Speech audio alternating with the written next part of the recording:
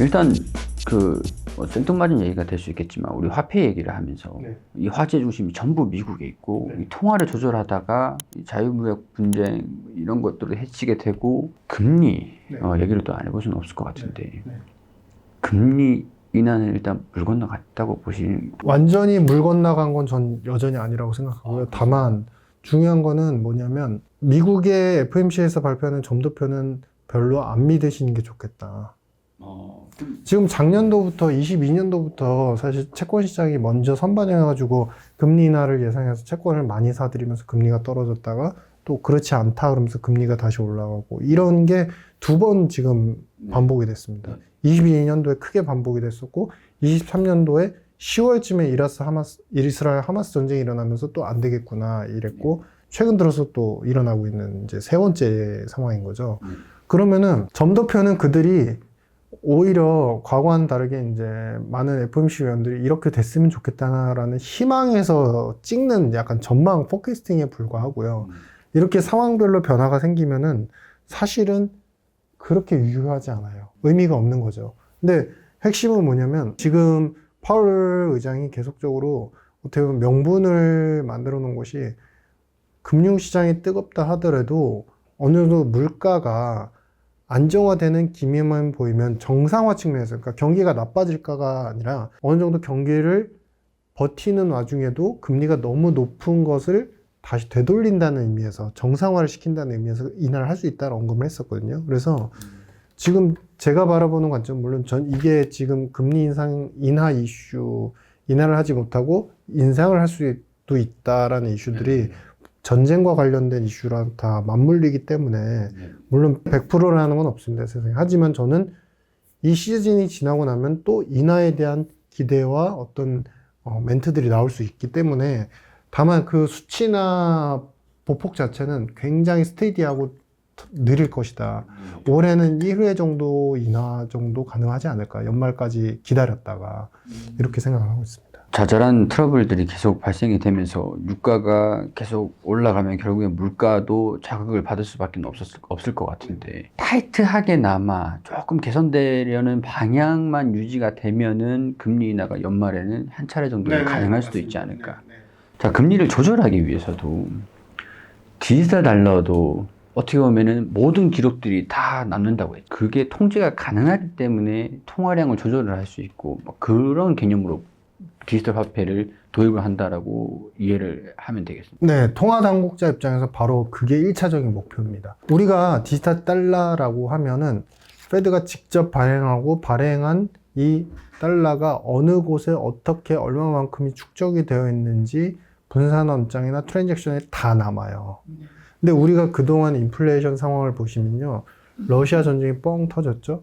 근데 스위프트 거래를 제한하면서 러시아 원유가 팔리지 않게끔 상품에 대한 제한은 할 수 있었어요. 근데 문제는 뭐냐면 러시아 원유를 그래도 이 시스템이 아닌 다른 시스템을 통해서 우리가 소위 얘기하는 CIPS라는 위안화 시스템을 통해서 거래를 하게 되죠. 그러니까 우리가 상품에 대한 부분은 통제를 할 수 있어요. 이것을 팔지 말아라. 이 공급을 제한해라. 통제가 가능해요. 근데 문제는 최근에 일어났던 인플레이션, 전쟁 중에 인플레이션이 더 가속화되는 것들을 보시면 사재기, 돈들이 다른 경로로 흘러가는 거. 돈에 대한 통제가 안 되는 거예요. 전 세계 돈들이 달러도 그렇고 너무 많이 풀린 영향도 있고 곳곳에 달러를 기반으로 한 암시장들도 상당 부분 있습니다. 그리고 거기에 정규 금융시장이 아닌 섀도우 뱅킹 쪽에서도 달러 돈들이 너무 많이 돌아다녀요. 그러면 분쟁이 일어나서 바이든 정부 미국은 유가를 컨트롤하고 싶고 그래서 상품을 어디 거를 사지 말아라 이렇게 제안을 하지만 돈들은 이미 투기성 자금들을 이미 가가지고 계속 급등을 시키고 있어요. 상품에 대한 통제만 아무리 하더라도 돈이 가는 거를 막지 못하면 결국에 그들이 원하는 통화정책 방향과 스탠스하고 다른 방향에 자꾸 연출이 됩니다. 그게 소위 말해서 약간 어려운 얘기로 표현드리면 통화정책의 유효성이 감소되고 있어서 이 효율성을 극복해야 된다는 주제를 2015년도부터 계속 거론을 해왔었어요. 근데 이거를 돈에 대한 통제를 할 수 있기 때문에 이제 그 부분들을 디지털 달러로 도입을 하려는 것이고, 우리 그런 얘기 하시죠. 일각에서 비트코인이 이제 ETF 현물 승인도 되고 해가지고 가격이 오르니까, 물론 이제 자산 가격으로서 저도 인정을 받기 시작했다는 부분들에 대해서는 되게 좋게 생각합니다. 이제 긍정적이고, 그동안 논란이 많았죠. 가치가 있네, 없네. 사실 그 논란에서 벗어나는 것도 저는 감사하다 생각합니다. 근데 현물 승인이 됐기 때문에 결국에는 뭐 많은 운용사들이나 JP모건들이 계속 사들이면서 ETF 선물을 사들기 때문에 이게 몇 억을 간다, 몇 억을 간다 이렇게 언급하시는 부분들은 앞서 말씀드렸던 위기론을 유튜브에서 조장했던 것과 다르지 않다. 위험한 발상이다. 왜냐하면 저는 큰 물에서 생각을 하기 때문에 물론 가격적인 측면에서 제가 가격을 예상하지 못해요. 왜냐하면 많은 참여자들이 이거를 투자를 해서 만드는 거겠다.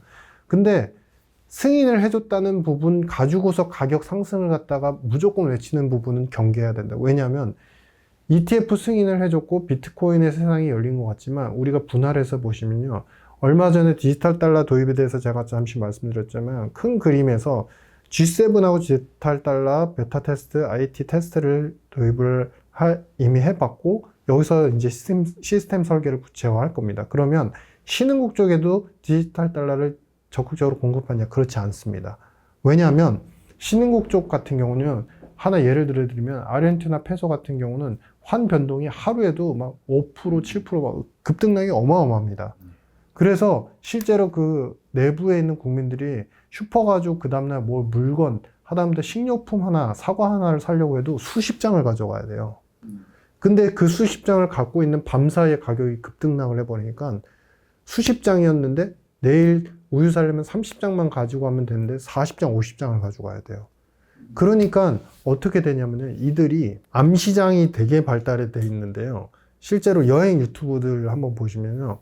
그래서 이들이 달러를 바꿔 놓습니다. 달러로. 맞습니다. 가격이 크게 안 변동하게 하려고. 근데 그때 수수료를 내요. 그리고 그 달러를 가지고서 다음날 실제로 이제 우리 가족들 먹으려고 우유 사러 가야지 하고 사러 갈 때는요. 다시 페소로 바꿔야 됩니다.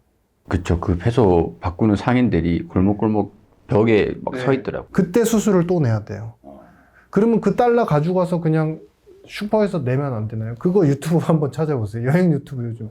그거 아르헨티나에서 달러 내면 어떻게 내요? 상인들 안 받아줍니다. 왜 안 받아줘? 왜 안 받아주냐면 그거를요. 바꾸려면요. 바꾸게 되면은 가격을 환산해서 수십 장의 이제 페소를 줘야 되잖아요. 그러면 그들이 잔돈을 안 그래도 손님들 올 때마다 수십 장을 갖다 페소를 줘야 되는데 잔돈이 없으니까 줄 수가 없는 거예요. 그래서 물건 팔고 싶은 상인도 달러 안 받아요, 이래요. 우유 한 통 살려고 이제 뭐 100만 원 들고 가는 거. 네, 그런 셈이 된 거죠. 그러니까 그런데 바이낸스의 신흥국에서 세력이 굉장히 강력한 게 그 이유입니다. 이게 환전을 할 때 두 번 쌍방 환전을 하니까 너무 이제 수수료가 많이 드니까 이쪽에서는 신흥국 쪽에서는 특히 이제 통화의 변동성이 큰 나라에서는 아예 비트로 바꿔놓는 거죠. 비트도 가격 변동이 있지만 네. 사실 비트코인의 하루 가격 변동성 그래도 2, 3%, 5% 정도예요. 근데 수수료 떼고 그다음에 뭐 양쪽 쌍방 수수료 떼면요. 최소 암시장에서 한 번 뗄 때 5% 이상이거든요. 그러니 달러는 힘드니까 비트로 가져가고 이렇게 환율의 변동성이 큰 시장에 디지털 달러를 도입해서 통화의 효율성, 유효성을 살리려고 했던 그 미국 정부의 어떤 스탠스가 이런 시장에 디지털 달러가 도입이 돼서 암시장이 형성돼서 그 암시장이라고 하면 디파이라고 하겠죠. 장외거래 시장. 디파이 시장에서 여기서는 디지털 달러가 이만큼 가격에 거래되고 이쪽에서 이만큼 거래돼. 그래가지고 훼손을 일으켜버리면 그들이 원하는 목적에 부합할까요? 싫은 거죠. 맞지 않는 거죠. 그러니까 이쪽은 비트를 승인해 주는 겁니다. 써라 이겁니다. 이쪽으로 넘어오지 말아라. 침범하지 말아라. 그러면서 G7의 금융기관, 개인들, 그다음 기업들한테는 디지털 달러를 갖다가 도입하게 하는 것이고요. 이게 여러분들 단순한 음모론이 아닙니다. 여러분들 페이퍼를 직접 한번 구글링해서 검색해 보십시오. BIS에서도 최근에 나왔고 IMF에서도 최근에 나왔고 이로 인한 유동성 리스크, 금융기관에 대한 대응 방안들이 구체적으로 나왔습니다. 다만 설계 방안에 대해서는 구체화되지 않고요. 여러분들 오인하시는 거 하나만 말씀드리겠습니다. 이게 나온다고 하면 어떻게 미국에 도움이 되나요? 부채가 줄어드는 데 도움이 되나요? 도움됩니다. 두 번째, 이게 나오면 과연 또 다른 인플레가 발생하지 않나요? 그들의 목적은 발생 안 시키기 위함입니다. 디지털 달러를 비트코인과 같은 일부 코인으로 생각하는데 이거는 세금으로 걷어들일 수 있는 세금 우리가 낼 때 돈으로 인정해주는 전통화폐랑 똑같은 통화인 것이고요. 이 디지털 화폐 같은 경우는요, 여러분들 근원통화라고 하죠. 그러니까 통화가 발행이 되는 양이 미국이 총 10이라고 하면요, 10 안에 포함돼서 발행되는 겁니다. 근데 제일 잘 보시면 10 안에서 발행이 1만큼 처음에는 소규모 비중으로 나갈 거예요. 당연히 이거 균형을 맞추기 위해서. 그러면 1만큼 디지털 달러가 발행이 되면 전통 종이 달러를 1만큼 킵하고 있어야 돼요. 왜냐하면은 바꿔줘야 되니까, 유동성. 우리 테더 생각하시면 돼. 테더가 1달러로 맞춘다고 하면서 유동성 돈이 준비돼 있어요. 근데 그게 아니래요. 그럴 때마다 출렁거렸잖아요. 네. 그렇기 때문에 디지털 달러는 금융기관이든 페드는 준비금으로서 항상 가지고 있어야 돼. 그러면 실제 통용되는 전통화폐는 8밖에 안 남죠. 오히려 돈에 대한 컨트롤 능력을 더 많이 갖고 이제 실제 장외나 아니면 다른 시장에서 거래되는 이제 화폐량을 줄이기 위한 부분이다. 인플레에 대한 거는 여러분들 좀 오인하신 부분이 있다라는 거고요. 두 번째는 부채를 어떻게 생각하나요? 여러분들 잘 보시면요. 처음에는 발행을 할 때 1달러와 디지털 1달러는 동일한 가치로 발행이 됩니다. 그냥 바꿀 수 있어요. 바로. 처음에는 바꿀 수 있어요. 근데 이 부분에 대한 백서의 설계에서 굉장히 이거는 테티컬하고 미세한 부분인데, 그러면 항상 디지털 1달러는 전통 1달러하고 동일할까요에 대해서는 거기에 대해서 언급하지 않아요, 미국이. 백서를 보시면요. 왜냐면요, 이 구조를 잘 보시면 우리가 스털링 블록이라고 해서 예전에 그런 제도가 있었습니다. 파운드가 제일 통화였고 영국이 전 세계의 시스템을 갖다가 다 지배했던 것이 1910년대에서 거의 50년, 60년대까지였는데요. 그때 파운드 가치를 강세로 만들 수 있는 이유는 딱 하나였습니다. 계속 유지시키는 거는 여기에 가입된 연대국들이 30여 개 국가들이 있었는데 이 국가들한테 파운드를 준비금으로 몇 프로 이상 가지고 있어 라고 규정을 내립니다. 그러면서 파운드를 계속 살려고 수요가 유지가 되니까 그 가치가 유지가 됐던 거거든요. 디지털 달러도 똑같습니다. 차후에 지금은 발언을 하지 않지만 스털링 블록의 체제 시스템처럼 디지털 달러가 발행된 이후에 이 디지털 달러로 우리가 미국하고 금융거래나 기업 간 거래, 아까 반도체도 마찬가지고 거래를 하려면 디지털 달러를 총 10달러 결제할 때 디지털 1만큼은 디지털 달러로 결제하세요라고 하면요.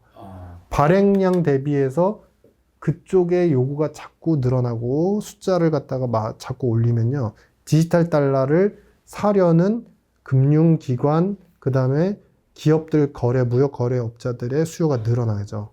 그러면은 처음에는 1대1로 출발하지만 수요가 늘어나면 당연히 수요 공급 원칙에 의해서 디지털 달러는 비싸집니다. 처음에는 1달러 같이 똑같이 출발했지만 나중엔 1.2, 1.3이 되겠죠. 거기다가 이제 그 디지털 달러를 쓰기 위해서 그 준비 지급금이라고 하죠. 네. 그거를 계속 보유를 하게 되면은 똑같은 통화 안에서 화폐 가치가 더. 그렇죠. 이쪽의 돈이 더 묶여버리고 이쪽의 수요가 더 늘어나면서 대차대조표를 지금 이제 잘 말씀해 주셨는데 차변 대변 이렇게 해가지고 생각해 보시면 이쪽은 더 묶여 있고 쓰여지는 돈은 더 줄어드는데 여기에 가치가 계속 올라간다. 그러면 그만큼 처음엔 1달러로 발행은 했는데 외부에서 달러가 다시 유입이 되는데 처음엔 1이었는데 나중에는 1.5까지 유입이 되겠죠. 그럼 미국은 1달러 발행해 놓고 나서 나중에 받는 거는 1.5예요. 0.5의 수지가 생기는 겁니다. 흑자. 그러면 이거를 전통화폐 0.5만큼 수지가 플러스가 됐으면 이 돈을 어디로 가냐? 다시 이쪽으로 옮깁니다. 옮겨서 그동안 쌓여있던 부채 부분 있죠? 이건 또 다른 재무제표를 생각해 볼게요. 부채 쌓여있는 34조에서 이게 가치가 올라갈 때마다 증분된 금융수지의 이득으로 부채를 하나씩 갚아 나갑니다. 그래서 디지털 화폐가 나오면 문제가 없게 된다. 그게 장기간 이루어지면은 알고 보면 똑같은 거죠, 사실은. 이쪽 돈이나 이쪽 부채나 똑같은 건데 이쪽도 부채죠. 금융수지가 흑자인 건 부채인 겁니다. 근데 이쪽 부채가 거의 이제 나중에 제로가 돼 이쪽이 쌓여 나가겠죠. 그러면 자연스럽게 시장에 풀려있는 종이로 된 달러, 네. 종이 화폐 다 흡수가 되는 거죠. 다 흡수가 되는 거죠. 결국에는. 굉장히 무섭네요. 네, 굉장히 무서운 거고요. 여러분들 이거는 여러분들 제가 타 방송이나 이제 이런 데서도 최근에 비트코인 추종자분들이 많고 여러분들이 투자에 있어서 이득을 많이 보신 분들도 계셔서 저는 되게 좋은 일이고 되게 축하드리고 있어요. 저는 비트코인을 절대 경제 시스템에서 잘못되다 인정하지 않는 사람이 아니거든요. 비트의 출생 자체가 다소 편협하고 잘못된 그 발행 시장과 IPO 시장, 주식 시장에서 벗어나기 위한 첫 발걸음이기 때문에 저는 이게 맞다고 봐요. 합리적이라고 봐요. 근데 비트가 현물 승인이 돼서 앞으로 몇 억을 간다라고 펌핑의 발언을 하는 분들은 되게 위험한 얘기를 하는 거고 한 면만 보시는 거세요. 좀 지나친 낙관은 좀 경계를 할 필요가 있다. 제가 달러를 좀 갖고 있는 게 약간 조금은 있거든요. 이걸 어떻게 해야 될까? 더군다나 지금 여기는 한국이지 않습니까? 한국은 어떻게 이 글로벌 대격변 시대에 이제 디지털 화폐가 발행되는 게 2년밖에 안 남은 것 같다. 그렇게 말씀해 주셨는데 너무 시간이 촉박하지 않습니까? 한국은 어떻게 해야 될까요? 지금 그래서 이제 얼마 전에 한은에서도 발표를 했었고 이게 당장에 아마 이제 적응 기간이 필요하기 때문에 민간으로까지 실제로 쓰여지게 하고 이런 부분들은 최소 3년, 5년 정도는 걸릴 거예요. 이제 네, 그것도 사실 빠른 시기죠. 10년도 아니고. 그러면은 저는 그런 생각을 합니다. 그러니까 제가 이제 자본주의에 대한 이야기를 저희 이제 책에서 신은 죽었다 해서 많이 써놨는데 자본주의 시스템은 결국에는 우리가 돈이라는 것에 의해서 모든 게 움직여지는 거고 돈은 결국에 세금하고 관계가 됩니다. 그리고 그 돈에 대한 부분들은 지금까지는 우리는 몇 억 있으면 부자야, 몇십억 있으면 부자야 이렇게 여기지만 그건 약속인 거거든요. 약속이고 신용인 거예요.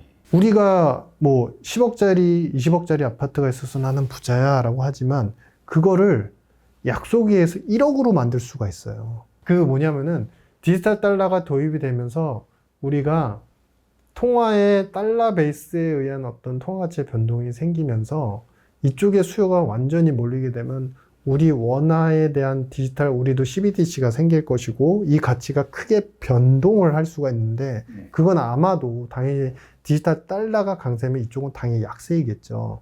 그러면서 인플레의 요소가 생길 수도 있고 그래서 자산 시장이 버블이 생길 수도 있다라고 말씀을 하시지만 이게 총괄적인 그 나라에 쓰여지는 디지털 화폐에 대한 가치가 동반해서 떨어진다는 건요. 실물 자산이 또 가치가 떨어질 수 있다는 얘기도 돼요. 그래서 우리가 지금 사용되는 건물, 자동차의 가격, 집의 가격 이런 것들도 완전히 리레이팅이 될 수 있기 때문에 우리가 그러면 너무나 기본적이고 당연한 얘기지만 지금은 뭐 투자를 잘 하시는 분들이야 뭐 적절하게 잘 배분을 하시면서 지금은 전쟁 기간이니까 현금을 좀 가용자금을 가져가시면서 하시면 되겠지만 실물 자산에 대한 배팅들을 너무 과도하게 하시는 건 위험하다.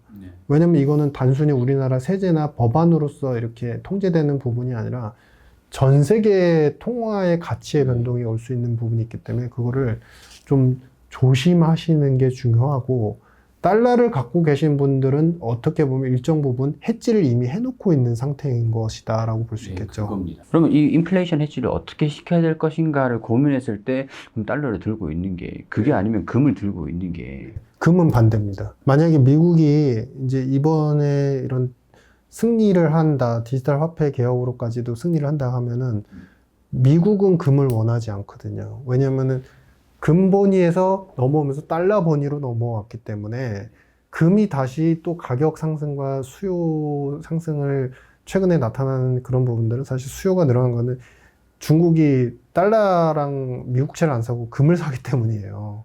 그래서 금 수요가 이미 기반이 된 상태에서 거기다가 이제 최근에 위험 회피의 어떤 센티먼트 때문에 더 이제 펌핑이 오는 거거든요. 근데 이제 디지털 달러가 도입돼 이쪽의 수요가 탄탄해지면 금은 또 다시 죽을 거기 때문에 금을 장기 배팅하는 건 좀 저는 좀 반대인 생각이에요. 그럼 인플레이션 해지를 그러면은 결국엔 달러밖에 없는 거죠. 없는 거네요. 우리가 결국엔 미국하고의 경제 시스템, 교육 시스템을 유지한다는 전제에서는 그게 사실은 마지막 솔루션이죠. 그러면은 뭐 저는 나라에 좀 바라봐야 될 거는 달러 보유량을 좀 계속 지속적으로 가기를 바라는 수밖에 없겠네요. 그렇죠. 그 블록에서 어느 정도 경제 시스템을 안정적으로 유지하려면 결국에는 메인 통화를 많이 가져가는 게 그래도 상대적으로 안정성을 확보할 수 있는 유일한 길이죠. 중국 얘기도 잠깐 나와서 네. 좀 여쭤보고 싶은 거는 네. 중국 위안화가 네. 사실 표면적으로는 좀 안정적으로 흐르는 것 같아 보여도 실물은 실제로 안을 들여다보면은 신흥국이랑 다르지 않다면서요. 네. 왜냐면 일단 변동성이 심하고 이게 이제 우리 그런 거죠. 그러니까 인민은행 PBOC가 관리 변동 환율제라고 이제 고시를 하거든요. 근데 고시를 해가지고 가격을 갖다가 컨트롤하려고 하지만 가격을 제일 잘 컨트롤할 수 있는 방법은 뭐냐면요. 전 세계의 수많은 참여자들이 참여를 하게 해서 그 가치가 많이 빠졌을 때는 아니야 그래도 장기 미래는 좋아 그러면서 다시 올라가게 만들고 이런 미국과 같은 달러 시스템을 만드는 건데 위안화에 대한 개방 완전히 아직도 이루어진 게 아니에요. 사실은 역외 시장을 통해서 일부 거래가 되지만 정식 위안화 시장 자체는 마켓은 사실은 거의 내국인들, 내국 기관에 의해서 다 유지가 되는 시스템이거든요. 그러니까 단순히 개방을 하려면 개방만 하면 안 되고 그 전에 자유시장이라는 신뢰성을 줘야 되는데 이번에 이제 작년, 재작년 시진핑의 정책들을 보시면은 너무나 비합리적인 우리가 부동산에 대한 레드라인 설정이라든지 부채를 무조건 없애라라는 것들, 그 다음에 갑자기 빅테크에 대한 규제를 자기네 나라이지만 자신의 입지를 살리기 더 강화시키기 위해서 무차별적으로 교통정리가 안 된 상태로 정책을 펼치는 거. 이런 것 때문에 신뢰를 잃었죠. 그러니까 개방을 해도 문제인 거예요. 완전 개방하면은 폭삭 또 위안화가 절하가 될 테니까. 그래서 어떻게 보면 이 시장은 좀 약간 그런 거죠. 꿈은 자유시장으로서 거대 국가로서 발전하는 거를 충분히 반영시키고 싶은 욕망은 있으나 아직도 구역별로 부문별로 보면은 동네 뭐라고 그러냐면 동네 그 골목대장들이 발전 못하게 다 막고 있는 거예요. 곳곳에서 다 막고 있는 거예요. 그런데 누가 거기를 들어가겠습니까? 무서워서. 참 이런 얘기를 뭐 일본, 중국, 뭐 이스라엘 등등 사우디까지 화폐를 중심으로 뭐 다양한 부분들을 좀 보니까 그러면 그럴수록 미국이 정말 위대하다. 근데 그래서 더 무섭다. 그러니까 그런 거 저는 생각을 합니다. 뭐냐면은 운동 경기에서 나쁜 거하고 위법은 달라요.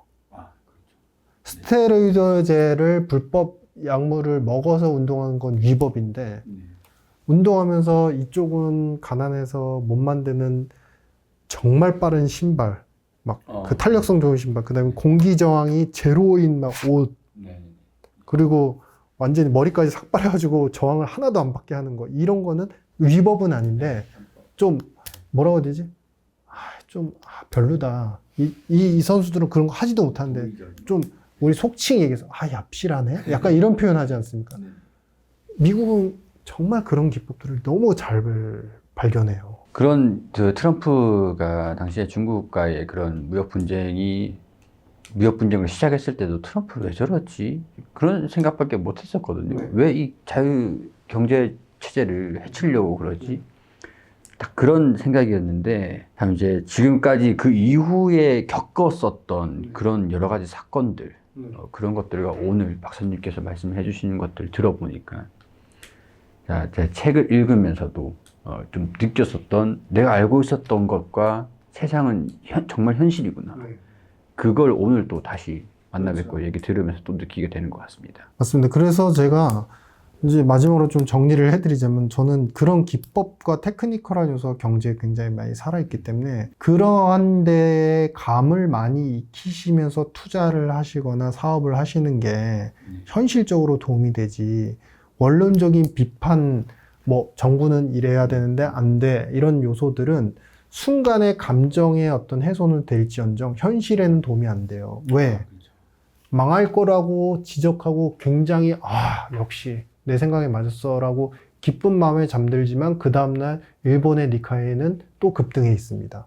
현실적으로 우리도 변화하는 DNA를 가져야 되고 그렇게 해서 결국에 투자를 하시는 분들, 주식시장도 마찬가지로 우리나라에 대해서 굉장히 또 네거티브하게 일부 발언하시지만 이런 어떤 미국이 연대돼서 우리가 따라가고 있고 밸류업이라는 어떤 프로그램이 아주 강력하지는 않더라도 이러한 부분들이 자국의 금융시장을 보완하고 이제 저평가를 해소하라는 노력들이 반영이 되고 있다는 점을 일부 외국인 투자자들도 인식을 하고 있기 때문에 이걸 또 완전 네거티브로만 보면 안 된다. 그래서 전반적인 전 세계적인 어떤 시황이나 경제 상황을 봤을 때 포트폴리오를 저는 어떻게 보냐면 이렇게 나중에 디지털 화폐 개혁을 하기 위해서는 전 세계 돈들이 들면 안 됩니다.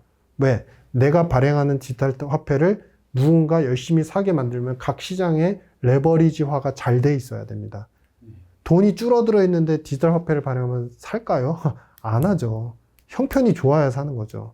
그러면 그때까지는 적어도 전 세계 미국 중심으로 유동성 시장은 여전히 굉장히 들썩들썩 할 겁니다. 그런 의미에서 금리 인하를 기대를 해볼 수도 있다. 네, 그렇죠. 그래서 그런 부분들이 제한은 되지만 미국 입장에서는 금리 인하 할 필요도 없고 아쉬울 것도 없지만 그런 정상화의 개념에서 1회 정도는 할 수 있다는 여지는 저는 열어두는 게 맞고 그래서 투자의 관점에서 장기 2, 3년 디지털 통화나 미국이 다시 패권을 잡는 시기까지 그건 나쁘고 좋고의 문제가 아닌 겁니다.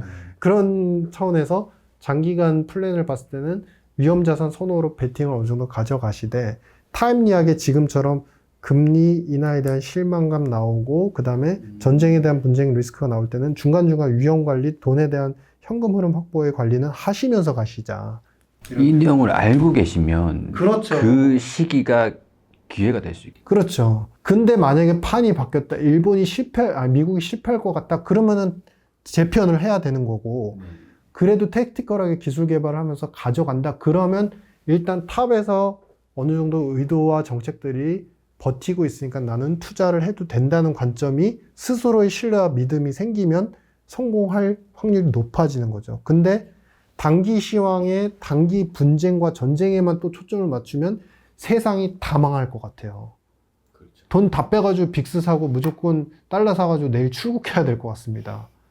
그렇게 시야를 갖다가 혼돈시키는 일부 분들의 분석에만 너무 집중하시지 마시고 큰 시야를 꼭 가지십사 라는 생각에서 이 책을 구매 안 하셔도 좋지만 시야는 반드시 크게 열어야 된다는 거는 반드시 알고 가셔야 된다라는 걸 꼭 말씀드리고 싶었습니다. 네, 우리 대기업 시청자분들께 진심 어리게 진심을 유신희 박사님께서 말씀을 해주신 것 같습니다.